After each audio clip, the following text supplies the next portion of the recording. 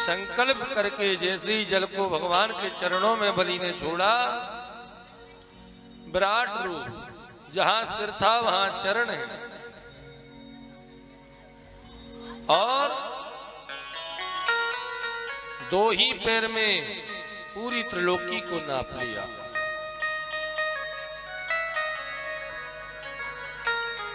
दो ही गज। भगवान राजा बलि से कहने लगे, राजन तुमने तो तीन पग भूमि देने का संकल्प किया था, अभी तो दो ही हुए हैं। तुरंत बलि को बंदी बनाया।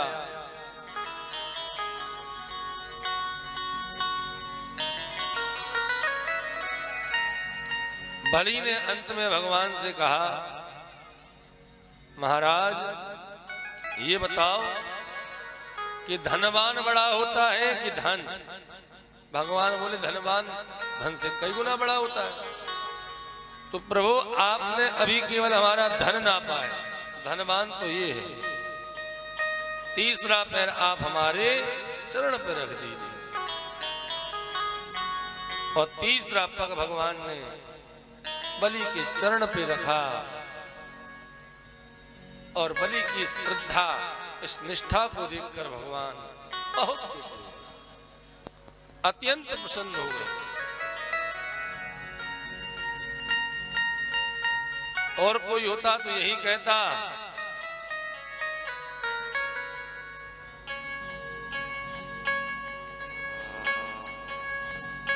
कि जब भगवान मांगने आए, सोने बन के आए थे, और जब त्रिलोकी को नापा तो विराट रूप धारण करके नापा।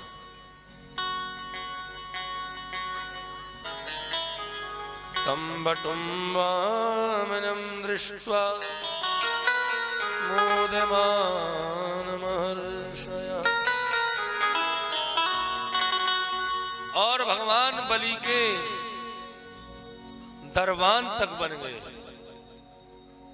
जब माता लक्ष्मी आई तब एक दिन राखी बांधकर बलि को और अपने स्वामी को लेकर के गए।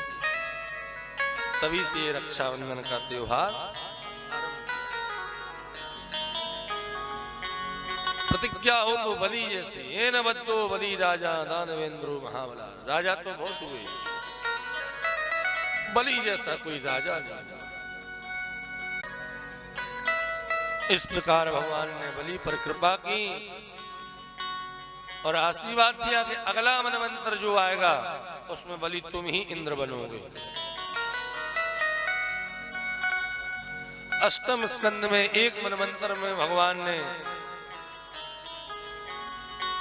मत्स्य अवतार लेके भक्तों पर कृपा की। इसी के साथ अष्टम स्कंद संपन्न हुआ। नवम स्कंद में 24 अध्याय हैं। 12 अध्याय में सूर्यवंश की कथा वर्णन और 12 अध्याय में चंद्रवंश। सुखदेव जी कहते हैं, राजन सूर्यवंश का वर्णन तो 100 वर्ष में भी पूरा नहीं हो सकता है, जिसमें हमारे राम जी आए। सूर्यवंश में श्री राम जी, चंद्रवंश में श्री श्याम जी।